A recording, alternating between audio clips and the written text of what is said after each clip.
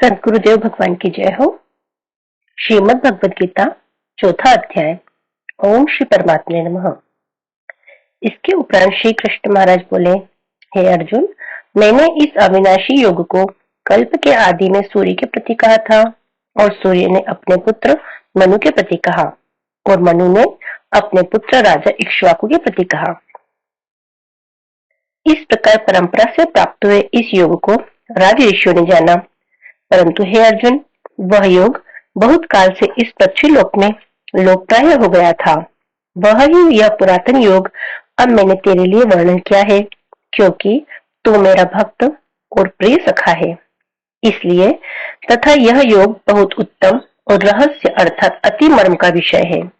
इस प्रकार भगवान श्री कृष्ण चंद्र महाराज के वचन सुनकर अर्जुन ने पूछा, हे भगवान, आपका जन्म तो आधुनिक अर्थात अब हुआ है, उस सूर्य का जन्म बहुत पुराना है, इसलिए इस योग को कल्प के आदि में आपने कहा था, यह मैं कैसे जानूं? इस पर श्री कृष्ण महाराज बोले, हे अर्जुन, मेरे और तेरे बहुत से जन्म हो चुके हैं, परंतु हे परंतप, उन सबको तू नहीं जानता है और मैं जानता हूँ। मेरा जन्म प्राकृत मनुष्य के सदृश नहीं है। मैं अविनाशी स्वरूप अजन्मा होने पर भी तथा सब भूत प्राणियों का ईश्वर होने पर भी अपनी प्रकृति को अधीन करके योग माया से प्रकट होता हूँ। हे भारत, जब जब धर्म की हानि और अधर्म की वृद्धि होती है, तब तभी मैं अपने रूप को रचता हूँ अर्थात प्रकट होता हूँ। क्योंकि साधु पुरुषों का उद्धार करने के लिए और दूषित कर्म करने वालों का नाश करने के लिए तथा धर्म स्थापन करने के लिए युग युग में प्रकट होता हूँ। इसलिए हे अर्जुन, मेरा वह जन्म और कर्म दिव्य अर्थात अलौकिक है। इस प्रकार जो पुरुष तत्व से जानता है, वह शरीर को त्याग कर फिर जन्म को नहीं प्राप्त होता है, किंतु मुझे ही प्राप्त होता है। हे अर्जुन, पहले भी राग, भय और क्रोध से रहित अनन्य भाव से मेरे में स्थिति वाले मेरे शरण हुए बहुत से पुरुष ज्ञान रूप तप से पवित्र हुए मेरे स्वरूप को प्राप्त हो चुके हैं। क्योंकि हे अर्जुन, जो मेरे को जैसे भजते हैं, मैं भी उनको वैसे ही भजता हूँ। इस रहस्य को जानकर ही बुद्धिमान मनुष्यगण सब प्रकार से मेरे मार्ग के अनुसार बरतते हैं। जो मेरे को तत्व से नहीं जानते हैं, वे पुरुष इस मनुष्य लोक में कर्मों के फल को चाहते हुए देवताओं को पूजते हैं और उनके कर्मों से उत्पन्न हुई सिद्धि भी शीघ्र ही होती है, परंतु उनको मेरी प्राप्ति नहीं होती। इसलिए तू मेरे को ही सब प्रकार से भज। हे अर्जुन, गुण और कर्मों के विभाग से ब्राह्मण, क्षत्रिय, वैश्य और शूद्र मेरे द्वारा रचे गए हैं। उनके कर्ता को भी मुझ अविनाशी परमेश्वर को तू करता ही जान। क्योंकि कर्मों के फल में मेरी स्पृहा नहीं है, इसलिए मेरे को कर्म में लिपायमान नहीं करते। इस प्रकार जो मेरे को तत्व से जानता है, वह भी कर्मों से नहीं बंधता है। तथा पहले होने वाले मुमुक्षु पुरुषों द्वारा भी इस प्रकार जानकर ही कर्म किया गया है। इससे तू भी पूर्वजों द्वारा सदा से किए हुए कर्म को ही कर, परंतु कर्म क्या है और अकर्म क्या है, ऐसे इस विषय में बुद्धिमान पुरुष भी मोहित है। इसलिए मैं वह कर्म अर्थात कर्मों का तत्व तेरे लिए अच्छे प्रकार कहूंगा कि जिसको जानकर तू अशुभ अर्थात संसार बंधन से छूट जाएगा। कर्म का स्वरूप भी जानना चाहिए और अकर्म का स्वरूप भी जानना चाहिए तथा निषिद्ध कर्म का स्वरूप भी जानना चाहिए, क्योंकि कर्म की गति गहन है। जो पुरुष कर्म में अर्थात अहंकार रहित की हुई संपूर्ण चेष्टाओं में अकर्म अर्थात वास्तव में उनका न होना अपना देखे, और जो पुरुष अकर्म में अर्थात अज्ञानी पुरुष द्वारा किए हुए संपूर्ण क्रियाओं के त्याग में भी कर्म को अर्थात त्याग रूप क्रिया को देखे, वह पुरुष मनुष्य में बुद्धिमान है और वह योगी संपूर्ण कर्म का करने वाला है। हे अर्जुन, जिसके संपूर्ण कार्य कामना और संकल्प से रहित है, ऐसे उस ज्ञान रूप अग्नि द्वारा भस्म हुए कर्म वाले पुरुष को ज्ञानी जन भी पंडित कहते हैं। जो पुरुष सांसारिक आश्रय से रहित सदा परमानंद परमात्मा में तृप्त है, वह कर्मों के फल और संग अर्थात कर्तृत्व अभिमान को त्याग कर कर्म में अच्छी प्रकार बरतता हुआ भी कुछ भी नहीं करता है। जीत लिया है अंतःकरण और शरीर जिसने, तथा त्याग दी है संपूर्ण भोगों की सामग्री जिसने, ऐसा आशा रहित पुरुष केवल शरीर संबंधी कर्म को करता हुआ भी पाप को नहीं प्राप्त होता है। अपने आप जो कुछ अप्राप्त हो उसमें ही संतुष्ट रहने वाला और हर्ष शोक आदि द्वंद्वों से अतीत हुआ तथा मत्सरता अर्थात ईर्ष्या से रहित सिद्धि और असिद्धि में समत्व भाव वाला पुरुष कर्मों को करके भी नहीं बंधता है, क्योंकि आसक्ति से रहित ज्ञान में स्थित हुए चित्त वाले यज्ञ के लिए आचरण करते हुए मुक्त पुरुष के संपूर्ण कर्म नष्ट हो जाते हैं।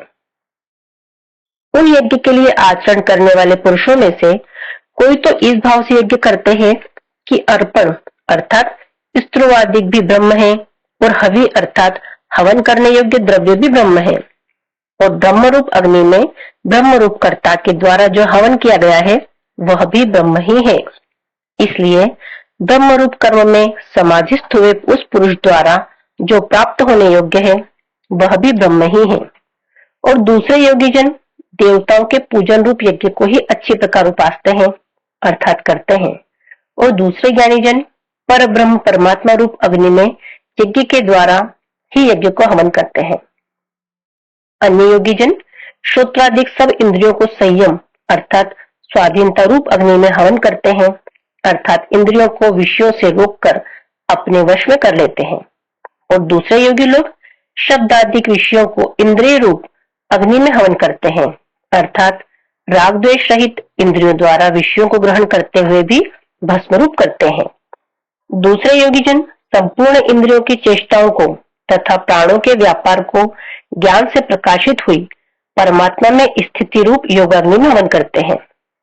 दूसरे कई पुरुष ईश्वर अर्पण बुद्धि से लोक सेवा में द्रव्य लगाने वाले हैं। वैसे ही कई पुरुष स्वधर्म पालन रूप तप यज्ञ को करने वाले हैं और कई अष्टांग योग रूप यज्ञ को करने वाले हैं, और दूसरे अहिंसा आदि तीक्ष्ण व्रतों से युक्त यत्नशील पुरुष भगवान के नाम का जप तथा भगवत प्राप्ति विषयक शास्त्रों का अध्ययन रूप ज्ञान यज्ञ के करने वाले हैं। दूसरे ज्ञानी जन अपान वायु में प्राण वायु का हवन करते हैं। वैसे ही अन्य योगी जन प्राण वायु में अपान वायु का हवन करते हैं तथा अन्य योगी जन प्राण और अपान की गति को रोककर प्राणायाम के परायण होते हैं। दूसरे नियमित आहार करने वाले योगी जन प्राणों को प्राणों में ही हवन करते हैं। इस प्रकार यज्ञों द्वारा नाश हो गया है पाप जिनका, ऐसे यह सभी पुरुष यज्ञों को जानने वाले हैं। हे कुरुश्रेष्ठ अर्जुन, यज्ञों के परिणाम रूप ज्ञान अमृत को भोगने वाले योगी जन सनातन परब्रह्म परमात्मा को प्राप्त होते हैं, और यज्ञ रहित पुरुष को यह मनुष्य लोक भी सुखदायक नहीं है, फिर परलोक कैसे सुखदायक होगा। ऐसे बहुत प्रकार के यज्ञ वेद की वाणी में विस्तार किए गए हैं। उन सबको शरीर मन और इंद्रियों की क्रिया द्वारा ही उत्पन्न होने वाले जान। इस प्रकार तत्व से जानकर निष्काम कर्म योग द्वारा संसार बंधन से मुक्त हो जाएगा। हे अर्जुन, सांसारिक वस्तुओं से सिद्ध होने वाले यज्ञ से ज्ञान रूप यज्ञ सब प्रकार श्रेष्ठ है, क्योंकि हे पार्थ संपूर्ण यावन मात्र कर्म ज्ञान में शेष होते हैं अर्थात ज्ञान उनकी पराकाष्ठा है। इसलिए तत्व को जानने वाले ज्ञानी पुरुषों से भली प्रकार दंडवत प्रणाम तथा सेवा और निष्कपट भाव से किए हुए प्रश्न द्वारा उस ज्ञान को जान। वे मर्म को जानने वाले ज्ञानी जन तुझे उस ज्ञान का उपदेश करेंगे कि जिसको जानकर तो फिर इस प्रकार मोह को प्राप्त नहीं होगा। और हे अर्जुन, जिस ज्ञान के द्वारा सर्वव्यापी अनंत चेतन रूप हुआ अपने अंतर्गत समष्टि बुद्धि के आधार संपूर्ण भूतों को देखेगा और उसके उपरांत मेरे में अर्थात सच्चिदानंद स्वरूप में एक ही भाव हुआ सच्चिदानंद में ही देखेगा। यदि तू सब पापियों से भी अधिक पाप करने वाला है तो भी ज्ञान रूप नौका द्वारा निसंदेह संपूर्ण पापों को अच्छी प्रकार तर जाएगा। हे अर्जुन, जैसे प्रज्वलित अग्नि ईंधन को भस्ममय कर देता है, वैसे ही ज्ञान रूप अग्नि संपूर्ण कर्मों को भस्ममय कर देता है। इसलिए इस संसार में ज्ञान के समान पवित्र करने वाला निसंदेह कुछ भी नहीं है। उस ज्ञान को कितने ही काल से अपने आप समत्व बुद्धि रूप योग के द्वारा अच्छी प्रकार शुद्ध अंतःकरण हुआ पुरुष आत्मा में अनुभव करता है। हे अर्जुन, जितेंद्रिय तत्पर हुआ श्रद्धावान पुरुष ज्ञान को प्राप्त होता है। ज्ञान को प्राप्त होकर तत्क्षण भगवत प्राप्ति रूप परम शांति को प्राप्त हो जाता है। हे अर्जुन, भगवत विषय को न जानने वाला तथा श्रद्धा रहित वो संशय युक्त पुरुष परमार्थ से भ्रष्ट हो जाता है। उनमें भी संशय युक्त पुरुष के लिए तो न सुख है और न यह लोक है, न परलोक है, अर्थात यह लोक और परलोक दोनों ही उसके लिए भ्रष्ट हो जाते हैं। हे धनंजय, समत्व बुद्धि रूप योग द्वारा भगवद अर्पण कर दिए हैं संपूर्ण कर्म जिसने, और ज्ञान द्वारा नष्ट हो गए हैं सब संशय जिसके, ऐसे परमात्मा परायण पुरुष को कर्म नहीं बांधते हैं। इससे हे भरतवंशी अर्जुन, तू समत्व बुद्धि रूप योग में स्थित हो और अज्ञान से उत्पन्न हुए हृदय में स्थित इस अपने संशय को ज्ञान रूप तलवार द्वारा छेदन करके युद्ध के लिए खड़ा हो। इति श्रीमद् भगवद गीता रूपी उपनिषद एवं ब्रह्म विद्या तथा योग शास्त्र विषयक श्री कृष्ण और अर्जुन के संवाद में ज्ञान कर्म संन्यास योग नामक चौथा अध्याय समाप्त। हरि शरणम, हरि शरणम, हरि शरणम।